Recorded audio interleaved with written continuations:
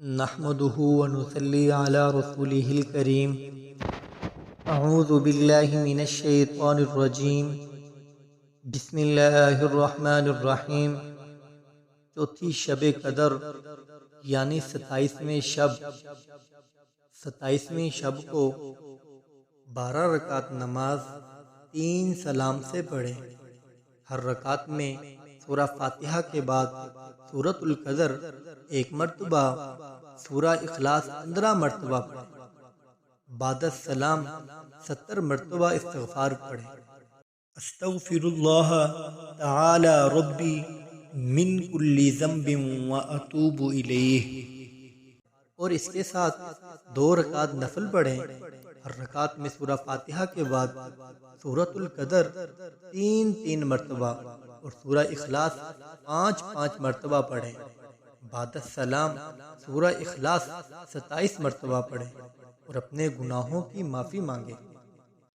اور اس کے ساتھ 4 رکعت نماز 2 سلام سے پڑھنی ہے۔ ہر رکعت میں سورہ فاتحہ کے بعد سورۃ التکاثر 1 بار اور سورہ اخلاص 3 مرتبہ پڑھنی ہے۔ قبر کے عذاب سے چھٹکارا ہوگا انشاءاللہ۔ اور اس کے ساتھ 2 رکعت نفل پڑھیں۔ ہر رکعت میں سورہ فاتحہ کے بعد سورہ اخلاص 7 مرتبہ، بعد السلام 70 مرتبہ یہ تسبیح پڑھیں۔ استغفر اللہ العظیم الذی القیوم واتوب الیہ۔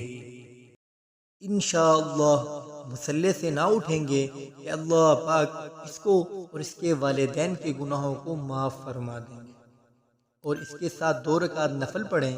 ہر رکعت میں بعد فاتحہ کے سورہ علم نشرح 1 بار، سورہ اخلاص 3 بار پڑھیں۔ بعد السلام 27 مرتبہ انا انزلنا پڑھیں۔ اور اس کے ساتھ 4 رکعت پڑھیں۔ ہر رکعت میں بعد سورہ فاتحہ کے سورہ قدر 3 مرتبہ، سورہ اخلاص 50 مرتبہ پڑھیں۔